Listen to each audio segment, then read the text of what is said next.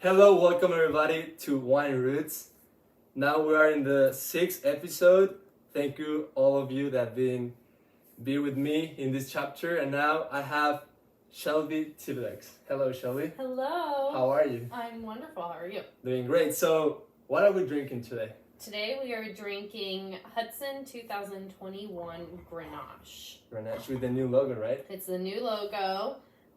This is symbolic because in this vintage, we were able to get a very good block from the property that we hadn't had access to in a couple of years because it was being sold to someone else.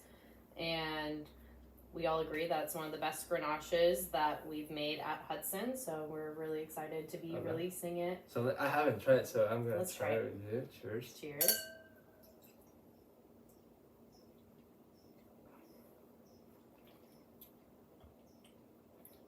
How many vintage of Grenache have you had? A lot. A lot? Yeah, Okay. it's one of the first wines that Hudson as a brand made. Okay. I don't know what year was the first vintage. But for sure, 2021, one of the best. One of the best. In the books. Exactly. Okay. So, Shelby, okay, so now you're working at Hudson. Yes. It's a winery, it's a vineyard. Yes. Okay, so what is, like, where you're working? Like, what you do on your daily basis? Mm-hmm. So, you're enologist, right? I actually got promoted. Oh, congrats. I didn't know that. The beginning of the year. Nice. Thank you. Yeah. Okay. So, I'm still enologist, but I'm also the winery production manager. Oh, sweet. Okay, so a lot of responsibility. Yes. In the winery. Yes. And also like as an enologist. Yes. So for example, what is like this week, what was like your daily day? For sure. This week we were bottling. Okay. So it was a little different than a normal week, but I manage the team and I manage all winemaking actions that happen at the facility. So at Hudson, we make Hudson wine, but we are also a crush facility. So we allow other people to be able to make wine at Hudson. Okay. So I work with 5 different winemakers and understanding what they want done with their wine and making sure that our cellar crew gets that work done in the way each winemaker wants it done. Okay. Because one of the biggest concerns that I had, and people sometimes like say different responses and answers. So, for example, what's the main difference for you between an enologist and a winemaker? The enologist is running the numbers, basically. Okay. They're like the accountant of the winery. They're going out, sampling, and discovering the current chemistry of the wine. Okay. They then give those numbers, that chemistry, to the winemaker, and the winemaker then determines their decisions on what they want to do with the wine based off of that analysis. Okay. So it's like you're providing the canvas to the artist. Exactly. Okay. I'm giving them all of the information so that they can decide how they want to make their wine. And also, like, now with all your experience, like, if a winemaker have an idea, you can tell him, like, okay, the numbers don't show that. Like, can you, like, give him advice on what you have? Yeah, we have a very open environment where we work, and everyone there has been in the industry for a while and has worked with each other at different facilities, and so we have a very good camaraderie to where we ask each other for advice on different situations based off of analysis. Okay. So it's nice. So for example, as a custom crush too, you like work with grapes from all over, right? All over. And different like winemaker styles, ideas, and everything. So you get exposure to a lot of things. A lot of things. Yeah. One of our custom crush clients brings in fruit from Mendocino. Okay. We have fruit coming from Howell Mountain. Wow. Pritchard Hill, and from the Oakville and the Valley Floor. And as an enologist, you now have to understand the different numbers, ABAs, like fermentations and everything. Wow. All of it. Yeah. Wow. And okay, so now that we know like what you do and your responsibilities. I want to go back in time, Shelby, because I did went through your LinkedIn. It's not updated. Yeah, I know it's not updated, but there's something that really like got me. And it's like, how do you pass from office assistant to enologist and winemaker at Hudson Ranch? Yep. That's a great question. After I graduated from college, my original goal was to work in like environmental policy work, and I could not get a job in Texas, which is where I'm from.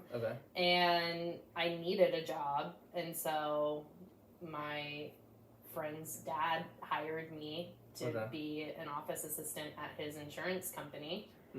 And in Texas, yeah. And I was there for 6 months, and they wanted me to become like a full-time sales person on the insurance team, an account manager, and I knew if I took the job, then I would kind of be like stuck. And I didn't like, it wasn't what I wanted to do, and so I didn't want to take a job that I didn't want, that like someone else probably really wanted. And so so I just went and got a different job. before that, like, you grew up in Texas. Yes. And you always had the idea to work something related to the environment. Correct. So you always wanted to be like outside, like why you were like so curious and willing to be like outside in the environment, like you always wanted to work like for a winery or to work like in a farm? Yeah, no, it's a great question. No, I just, as a kid, I loved being outside. I climbed like every tree in my neighborhood and would just go off exploring kind of on my own. I originally was planning on being a lawyer because half the people in my family are lawyers. And I actually went to law school for a little bit. Me too. And I did a couple of law internships and realized all the lawyers I knew were miserable, including the ones in my own family. And it's a great job. Like, law school was so interesting, and learning like the theory of law was so fascinating to me. But I couldn't sit at a desk for the rest of my life. And so I started working for a nonprofit that did rural community development. And that was kind of my first like hands-on experience with agriculture. Working with farmers all over the country and helping them find young people that could come in and work temporarily to help them and to learn from them. The biggest aspect of that job was encouraging young people to want to stay in their rural communities and show them that there's opportunity for them to stay instead of having to move to a big city for a job. And I got addicted to agriculture through that. It was just so fascinating how many aspects there are of growing food and raising animals. And so I ended up moving out to California and managing a farm in Malibu eventually. That internship nonprofit was Ugalala? Yes. Ogallala Commons. Ogallala Commons. Yeah. So that's pretty impressive because I mean, I did talk about like how people live in like rural communities to better opportunities. I'm from Mexico, and you know, like over there, like, we call like there's like the rural communities have an exodus. Because like for a lot of people from Mexico, they rather to immigrate to the United States to work in the field instead of like staying there. But there's a lack of opportunities. And then also there are people like they go to the big cities like Mexico City, and even though like they're making money, like life quality like is not the same. And those places like there's towns which like all the town is like women and kids because all like the labor force is outside providing them. So I think like that's like a now that I didn't know that happened here in the States too.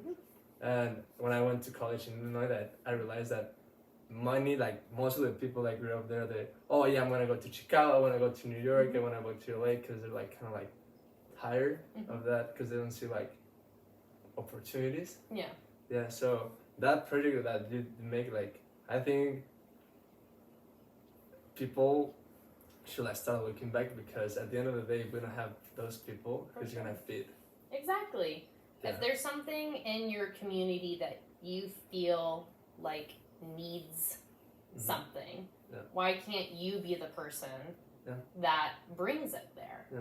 And then I get now I can understand like why you get like obsessed with like, oh my god, there's so much outside, like I want to learn more, and then go to California. But I mean, Texas is like a big ag state, right? It is. Yeah. And when you moved to California, you just wanted to change of air. So what you were looking for, just changing? When I was in middle school, actually, for whatever reason, I can't remember the circumstances, I just remember thinking that I was going to live in Northern California. That I didn't fit in Texas, and that I was going to live in Northern California. It's not where I first moved to, but I got there eventually. You manifested. I did. How old were you in middle school? Yeah, I was you're like 7 years old? No, I was in 8th grade, so I think like 12. Okay. Yeah. Wow. And when you were growing up, have you ever like visited California before? Never. No, never. So LA was your Malibu, right? Was your first experience of California? Yeah, LA is where I first moved. What a great experience, right? Oh my gosh. I lived in Koreatown for 6 months, which is like next to downtown. Oh my gosh. It was fun. Okay. But the apartment was not great, and there was no central air conditioning, which I was used to in Texas, right? There's like a little wall unit in the living room, not even in the bedroom. Yeah. And this summer it was so hot. And so I ended up after that moving out to more of the valley into Woodland Hills after that. Okay. And at first it was like a cultural shock, because I mean, yeah, for sure. Because I the only like, well, my dad is in Texas right now, and every time I go, like there's differences, but I never like had like didn't grow up here in the States, so I don't know like the difference between a lot of the states. But I've seen like TikToks and videos, that funny videos like, oh, when Texas moved to California, when California moved to Texas, and it's like huge culture shock. I mean, like I grew up in Houston, which is the 4th largest city in the U.S.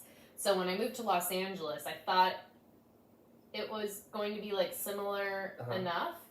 But Houston is like so sprawled. Like everyone has a lawn and a big car and air conditioning, and like LA is just like concrete everywhere, and it's so densely populated.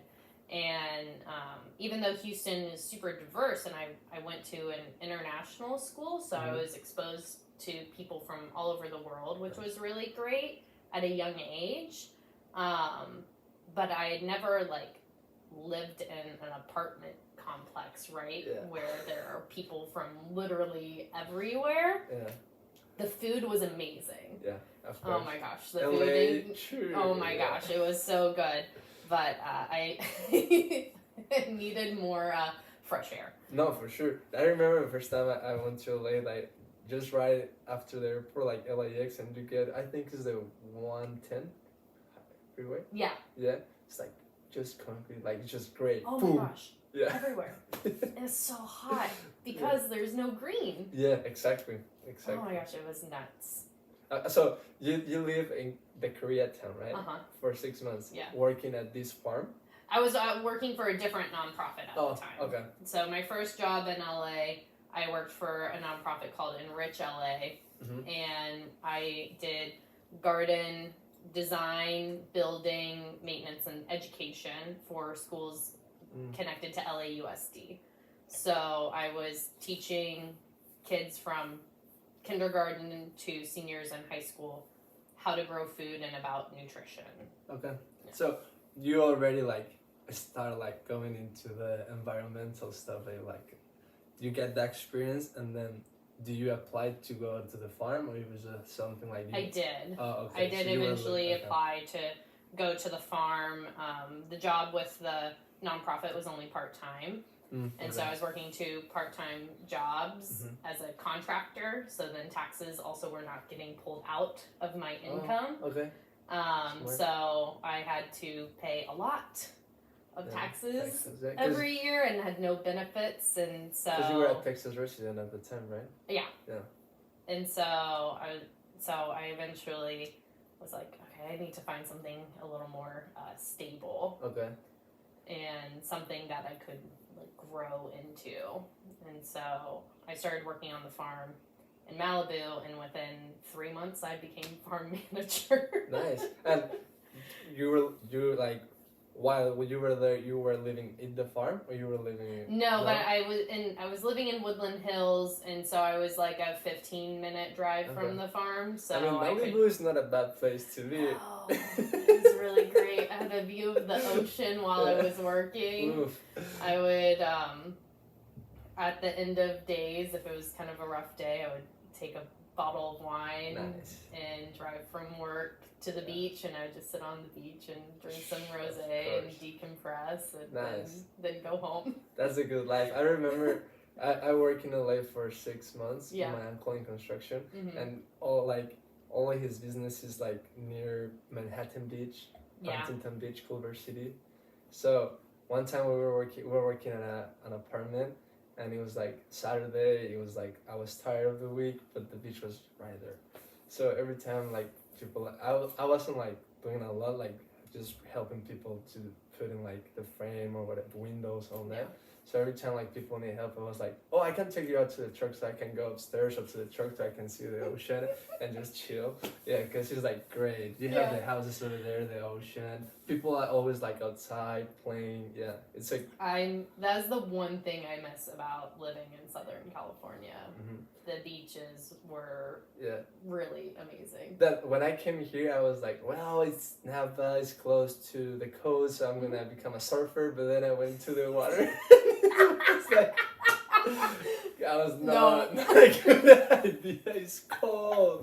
It's super cold. I've had people invite me to go out surfing here, and I just like, no.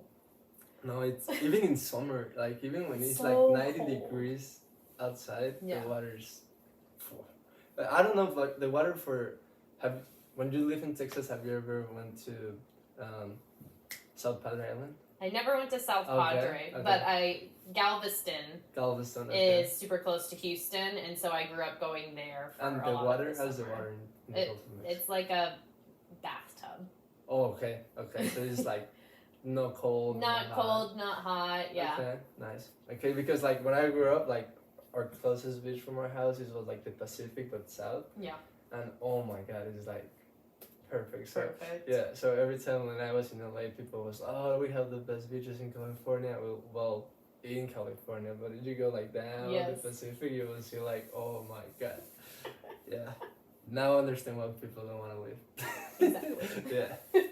So then working on the farm, getting involved in ag, like getting your boots dirty, your hands, like overalls every day. Yeah, exactly. Tough work, but I mean, you had the ocean. I had the ocean. Were doing what you love. I had amazing clients that I worked with, and I was able to do some really interesting projects while I was there. So it was really rewarding. So then after being farm manager, you decide, you know what? I'm gonna do wine. Flip the switch. Flip a coin, the head tells, going to Napa, stay here, go to Napa. Basically. Okay. Kind of similar to like all my other experiences, I got promoted so quickly that I felt like I had stalled out. And that there was no more room for growth for me, and I was never going to be able to afford to buy my own land in Malibu to farm. So I was going through a quarter life crisis. Okay. You were 25. Yeah. And I was just like, is this really what I want to do for the rest of my life? And my mom told me, because I was talking to her about it one day, and she was like, I don't want you to talk to me for a week, and I want you to only think about what you want to do for the rest of your life. Okay. And in a week, come back to me and tell me what you think. And so I thought about it for a really long time. I started doing some research, and I called her up, and I was like, I want to be a winemaker. She's like, okay. But you told me that when you were working in Malibu, you go to the beach to drink wine. So wine was always like a thing for you. Yeah, wine was always like on the peripheral of the work that I was doing. Like my parents really love wine, and so they started coming to Napa like 20 years ago. Okay. And so they had wine at the house. I was able to have a glass of wine at dinner growing up with them. And working at the farm, it was a biodynamic farm. Okay. And the largest agricultural industry involved in biodynamics is vineyards. Mm-hmm. And I did a lot of consulting work for vineyards that wanted to be biodynamic in Malibu. Okay.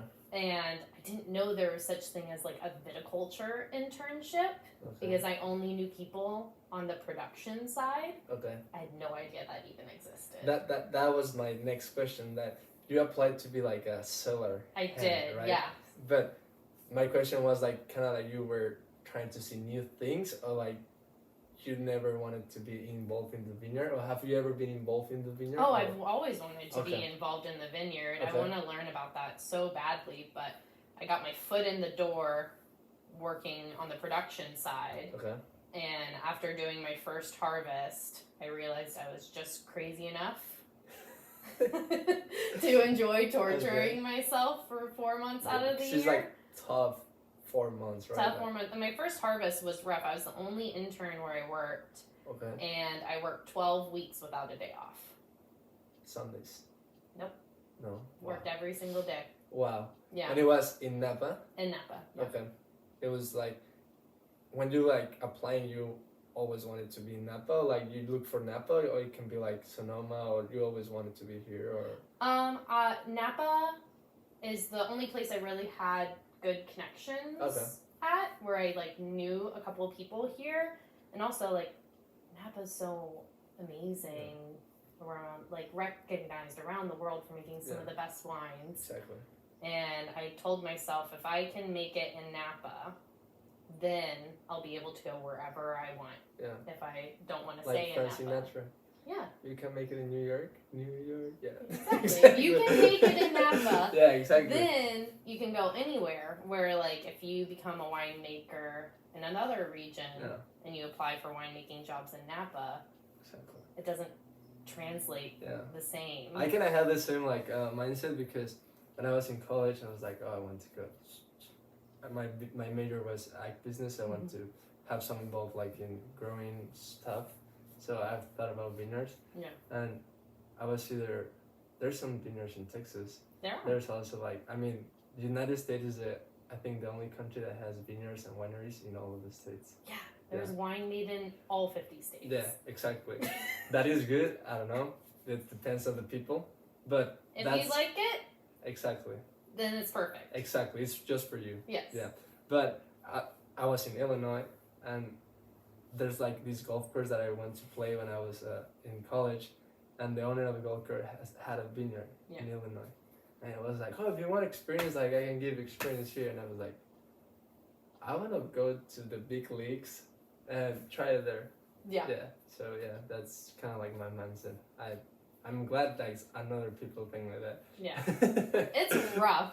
Yeah. Like, winemaking in other places is definitely not easier, but not taken like as seriously, to where there's probably like less stress. Yeah. Right? And people maybe have a little bit more fun. Yeah. And it's also a thing, I kind of feel like a reputation, right? Yeah. Yeah. Totally. Yeah, we have to We take have care a of that. weight on our shoulders. We gotta Yeah, lift no, we up. got it. We're strong. Yeah, we got it. It's not that much.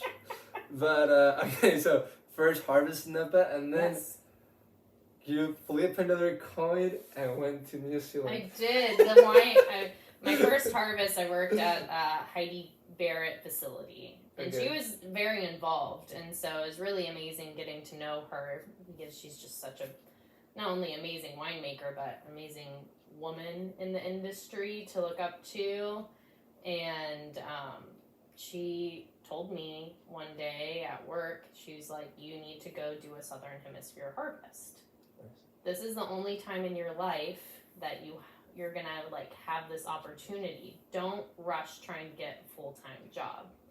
Go see how other people make wine." Okay. And so I went to New Zealand. Like, the experience, like, of the winemaking, like, because I know, like, for me, like, the vineyard is, like, super important. Yeah. And I also know that the terroir, like, represent a lot. Mhm. And over there, like, it's another, like, soil, everything. Yeah. But the culture of the wine is, like, kind of like the same, right? Like, it's linked all over the world. Yes. What was, like, your first, like, experience going to New Zealand between the U.S. and New Zealand? It was so dramatic. Oh, okay. Because I worked at a facility that did 200 tons Okay. to a facility that did 20,000 tons. Way more, yeah. Wow. The tanks were like 4 stories high In New Zealand. in New Zealand Okay. and all outside, and it was just like churning out wine. So Okay. like working 24/7. The winery was open 24/7 for a month. Cool. It was crazy. There was always something there. The lights were always on. There were just lines of trucks with Okay. fruit in them, like dump trucks, Yeah. just waiting for their turn to dump their fruit into the scales that would Mhm. then move them to the press. And because of that, even though we had so many tanks, it was like as soon as the Sauv Blanc was done fermenting, it was being shipped out so the tank could be filled with Okay. more Cool. juice for fermenting. And over there, most of the workers were like interns, or were like. Oh yeah, Okay. it was nuts.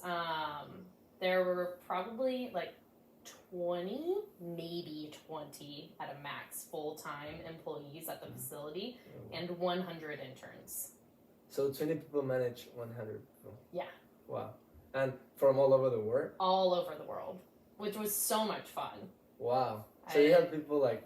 Tell me the countries that you can remember. Czech Republic, Portugal, France, Italy, Argentina, Wow. Chile, everywhere.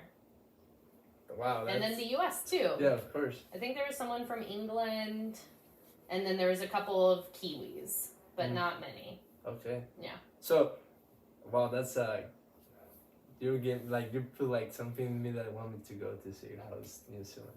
Probably in the future. It's a quick harvest, Yeah, so yeah, it 3 makes months? it easy. I worked 2 months, 2 months, okay. Yeah, and it's then good. I traveled for 3 weeks.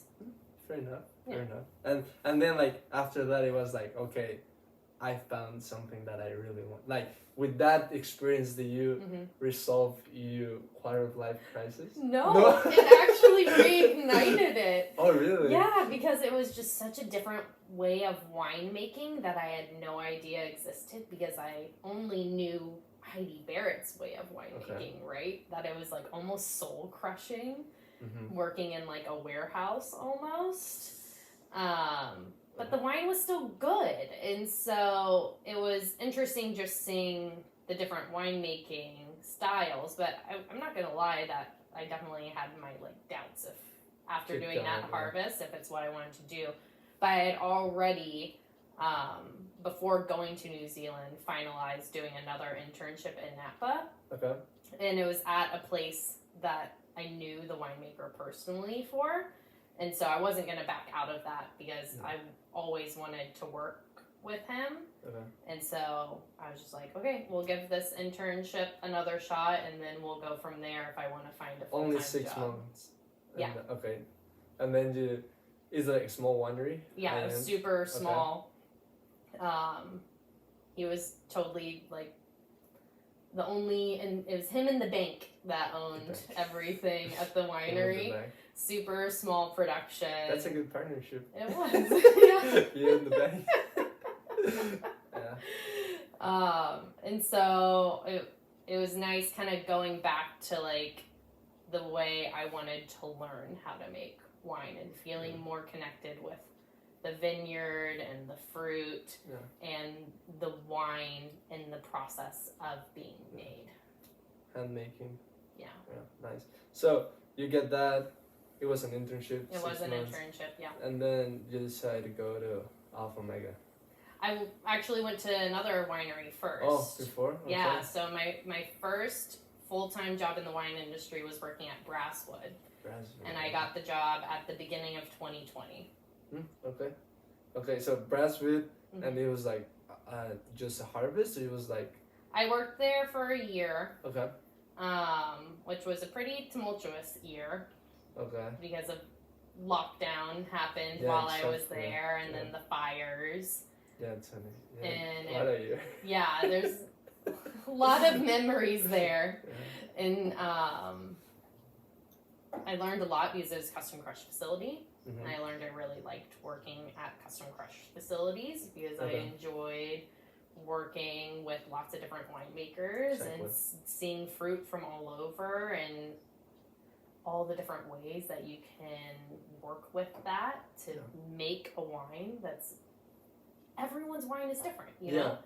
I really at the beginning I wasn't like a fan of custom crush because I was like, oh, so everyone can make wine, but that's the magic of it. Like anybody with an idea, they don't, for example, if they want to make wine, they don't have to buy everything to hire people. There's that custom crush that can like basically make your dreams come true. Exactly. Yeah. You just pay rent. Exactly. Yeah. It's like California. Yeah. You just pay rent and you can live here. Exactly.